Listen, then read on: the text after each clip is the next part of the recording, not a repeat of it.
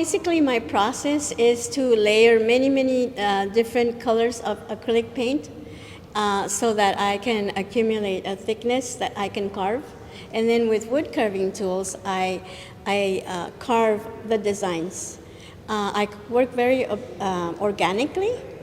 I don't make a sketch first. Or any drawing first. I basically just start the carving directly on the canvas, right. And then I put a few marks on it, and then that's when a dialogue begins between me and the material, which is guided entirely by aesthetic considerations. So it's kind of like composing music, I think. I mean, I'm not a composer, but I imagine that a composer doesn't come up with this whole melody in advance. It probably starts with a few notes that he or she likes, and then from that, it starts to build, right? And that's how I create my artwork. I never know what it's going to look like at the end. But how do you choose your colors? Basically, I choose my colors depending on a kind of feeling that I want to evoke. Like in this one, I did want to evoke the feeling of introspection or night light, moonlight. And those are the kinds of things I wanted to evoke with these colors. That's how I chose this one, and that's how I choose all of mine. So this particular exhibition this collection is called To the Mystic. Correct.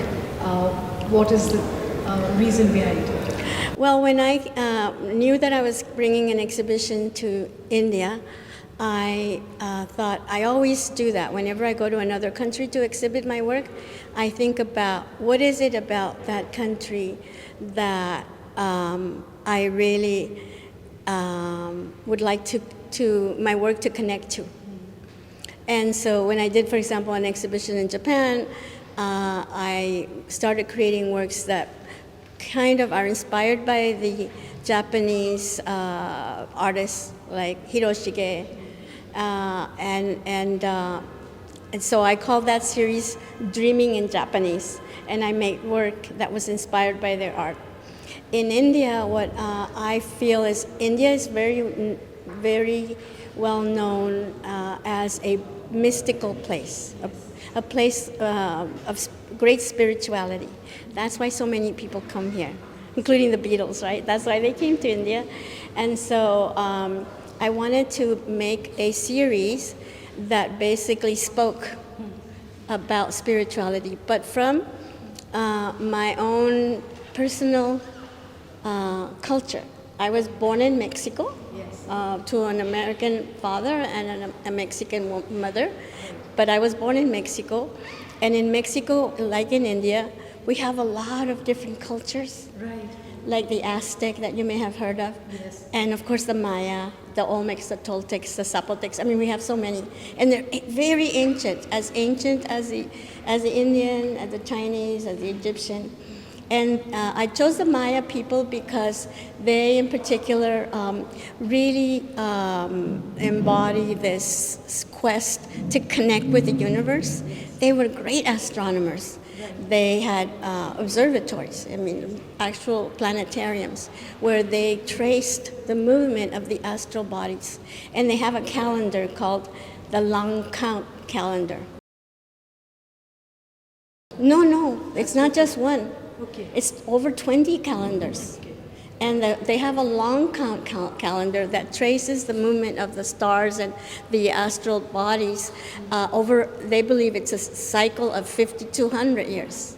Okay. They were very advanced. They even had a compass. See, it looks like Mayans sitting here, kind of calculating time in this particular painting behind you. Yes.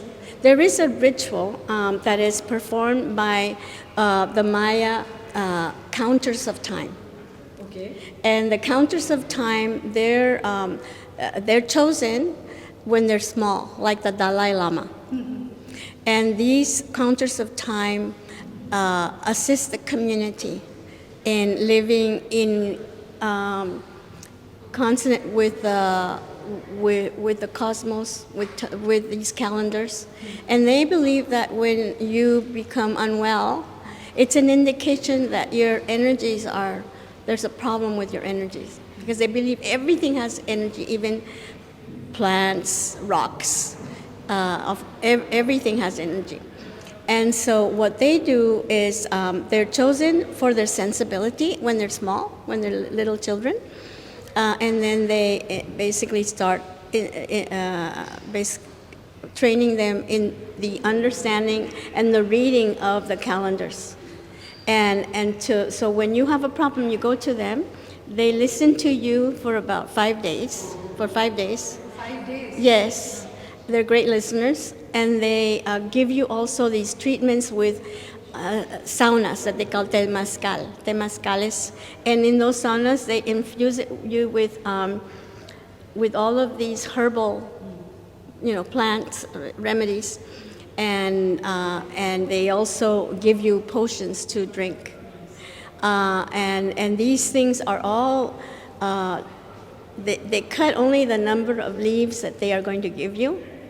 They ask permission of the plant, and they cut them only on certain days, according to the lunar calendar, because the lunar calendar is the agricultural calendar, and so they don't want to be violent against nature, and when they need and so anyway, at the end of this whole process of basically like therapy, right, for 5 days, then they perform a ritual called the fuego sagrado, which means the sacred fire. Okay. And that completes that the space that the person who is seeking the help is entering a sacred space where they can have a mystical experience. And when they come out of it, they come out healed, hopefully. So since you've been, you're married to an Indian, right? You have some idea about India and India's traditions. Do you somehow think there's a resonance between the ancient Mexican traditions or other traditions to what we have in India, the Ayurvedic tradition, certainly, astrology, astronomy, and all that? Certainly, because the Ayurvedic tradition uses plants and foods in order to cure you, and also Indians also consult the astronomer to decide auspicious days for something. They do the same thing. When a community is going to make a decision, which they make in consensus, by consensus, then they consult the counters of time to tell them what is the best and most auspicious time to do that. So there's a lot of similarity with India. There's the sense of sacredness. Right. Yeah, exactly. And you have the puja, which also uses fire, right? Yes. That sacred fire. Now, I grew up as a Christian, right? Because that's my tradition. And we also have our own ritual is communion, is to take, the wine and the bread as a symbol of the body and the blood of Jesus Christ. So when we're in there, we are also in a sacred place so that we can somehow connect with something greater than ourselves. And that's what mysticism is a way to connect with something greater. So in your paintings, you see what is mysticism as something that belongs to the great beyond, the higher wisdom. But there is also reference to the playfulness of gods and goddesses and elves. What is that about?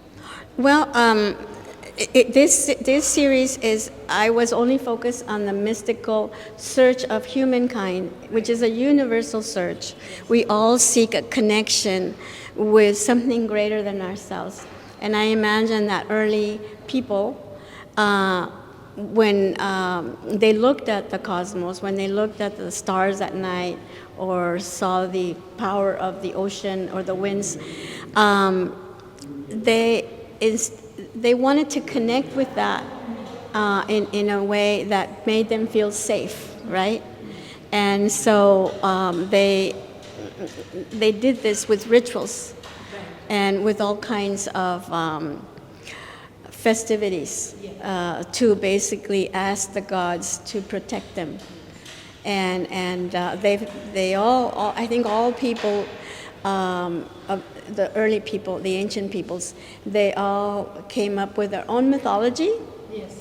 And their own stories about creation. So myth and fantasy go hand in hand. Yes, absolutely. And so in the Christian tradition, our mythology is contained in the book of Genesis of the Bible, Adam and Eve. That's our mythology, right? And in the Maya mythology, they have a completely different mythology.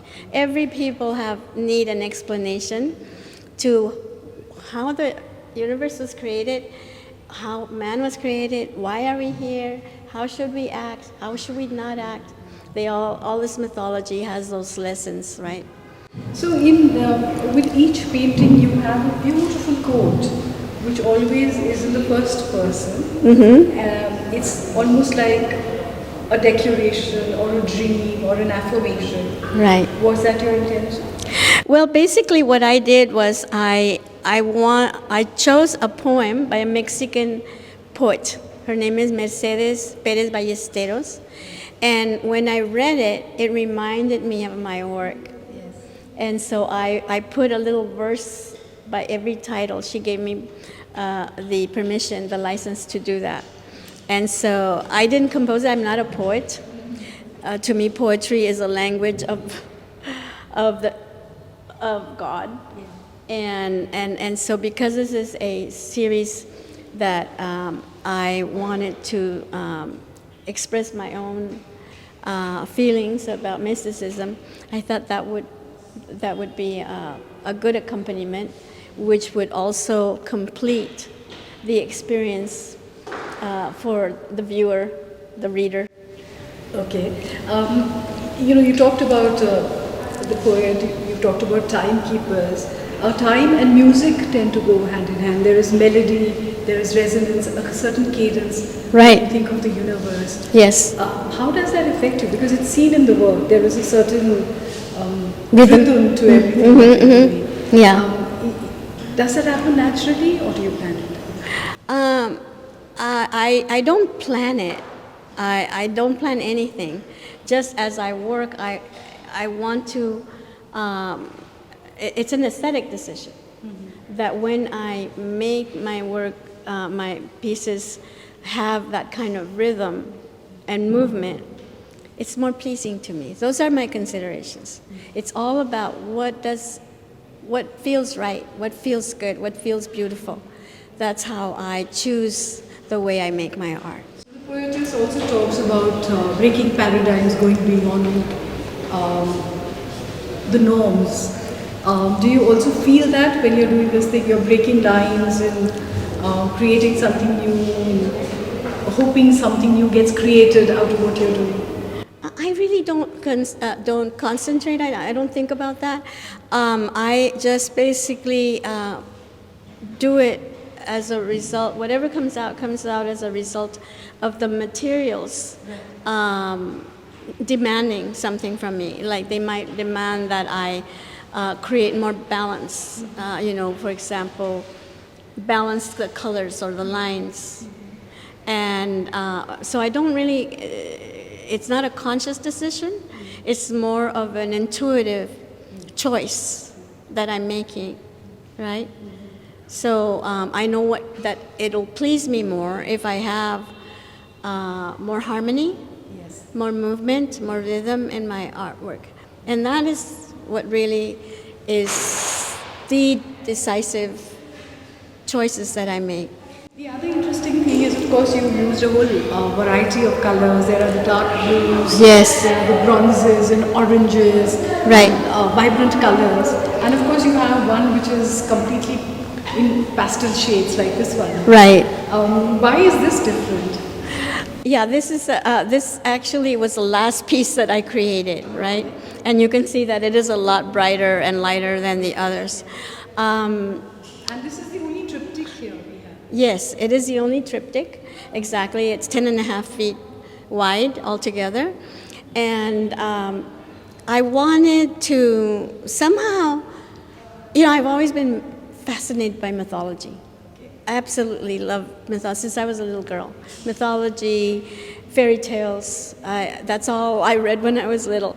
And so I wanted somehow to express my feelings about those stories, right? And how those stories really do play such an important role in the rituals that people perform when they are seeking, when they are searching for a mystical experience. So in this particular painting, there seem to be these little windows, almost like a kaleidoscope. When you turn it one way, you see one window which has one kind of imagery, and then it takes you to somewhere else. Is that the experience only of the viewer, or is that also your experience when you do it? Well, I wasn't thinking about that in particular. The artwork always surprises me at the end, and it shows, it speaks to people in different ways, right? And that's what it should do. I mean, that's what abstract art does. And one moment you can see one thing, and another moment you see another. But definitely I did, I used some of the myths of my ancestors. Okay. For example, if you see this bottom image at the bottom, it looks like a serpent, right? Yes. But it's also a serpent that has this kind of these bubbles coming out, like wind, right? Yeah.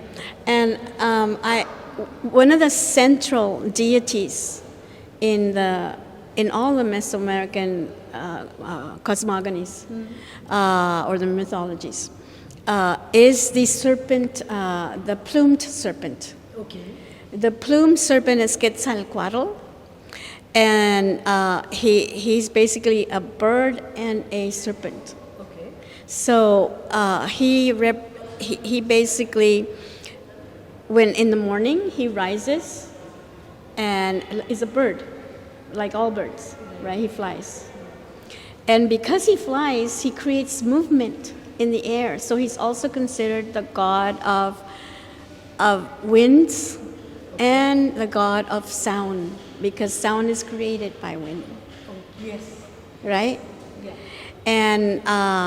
And he's also a serpent, and at night, what do serpents do? They go under the ground. Yes. And so they go under the ground and basically go to the underworld. So he connects the underworld. Okay. In other words, the heavens and the underworld. The heavens and the netherworld. And the netherworld, correct. And so I love that image of him. And I actually did an installation called Quetzalcoatl before this. And so I thought this is definitely a symbol that I chose deliberately. Okay, it's a beautiful symbol. Now all your paintings, even the very dark ones, always have light. Yes. So the focus is on the light.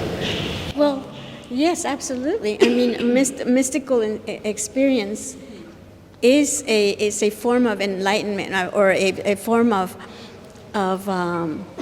awakening, right? Yes. And so that light. This painting very beautifully symbolizes it. It's almost like an ascent to heaven. And the connection, right? Yes. A connection Yes. between, it's like it's a symbol of the central axis of the heavens and the earth, right? Which I think is very universal. Yes. You find it in every single culture and every mythology. And so that's... So one last question. I have never seen a painter who invites people to come and have the tactile experience of a painting, Right. which you so generously allow. Yes. For me, seeing the work, it's very textural. You see the texture, and you have the inclination to touch it, right? And so I strongly believe that when we touch things, it's a form of verifying what we see, right? And so I want the viewer to have that experience, and it's also touch is one of the earliest senses that's developed in a baby. Babies don't see at their birth. It takes them months to see properly. But they do touch. They touch their mother's breast. If you put your hand anywhere close to them, they grab your little finger and they try to put it in their mouths. And so that's how they get to know the world, is by touching. And so for me, having viewers experience the work, not only visually, but tactilely, it's a way for them to experience the works at a deeper level, at kind of almost like a primordial kind of level.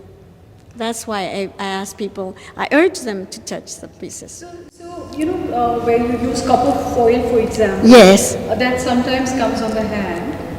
So you carry, the viewer carries a bit of the painting. Right. And they probably leave a bit of their DNA on the painting when they touch it. Absolutely, absolutely. I find that fascinating.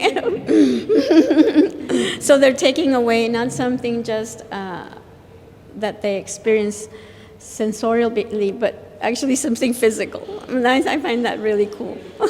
And they're leaving their own dead cells on the piece. Yes. And so the piece becomes even more complete, and I think it gives it a sense of more meaning in a way to me. It's not just the dead cells, part of their energy gets... That is absolutely true.